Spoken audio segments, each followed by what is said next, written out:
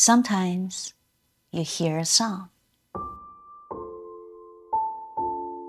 in a store, in the car, and suddenly the past comes into view. The first time you rode a bike, your first kiss, or the first time you traveled somewhere far from home. Snapshots of your past mix with your emotions.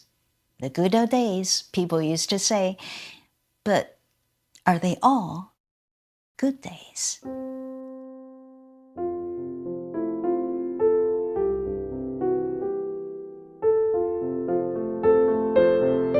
These snapshots of your life, in psychology, are called autobiographical memories.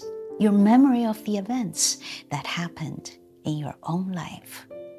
They're not just things you remember, but how you make sense of your past, how certain moments stay with you while others fade. But how do we decide what stays and what disappears? There's a well-known pattern in psychology called rosy retrospection. It's the tendency to remember the past as better than it actually was. The good old days may not have been as good as we remember them.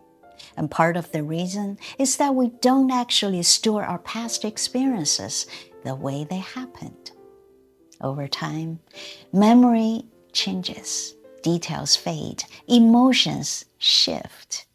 And when we try to remember how something felt, we don't retrieve the feeling itself. We reconstruct it based on what we remember about the moment and what we now believe about our past.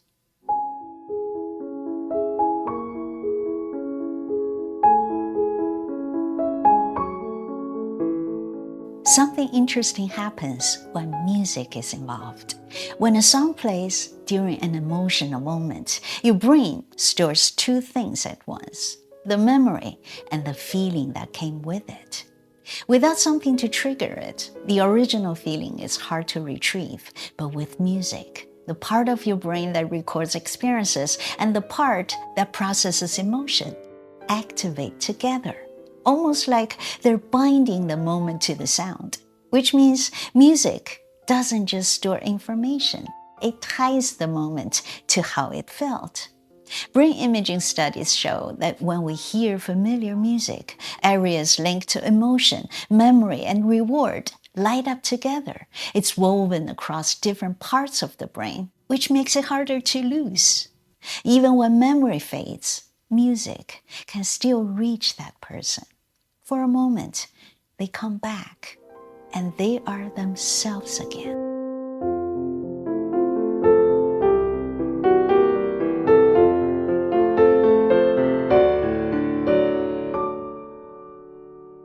This is the feeling of nostalgia, a sentimental longing for the past, whether it's rosy retrospection or the way memory reshapes when we once felt.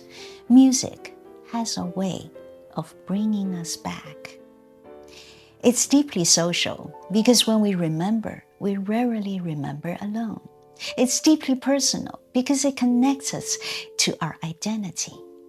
Time changes. So do we. And sometimes we lose sight of who we used to be. And in those moments of remembering, nostalgia brings those earlier versions of us back into view, giving us a sense of who we want to be. So, who is it that you're meeting again when you hear this music?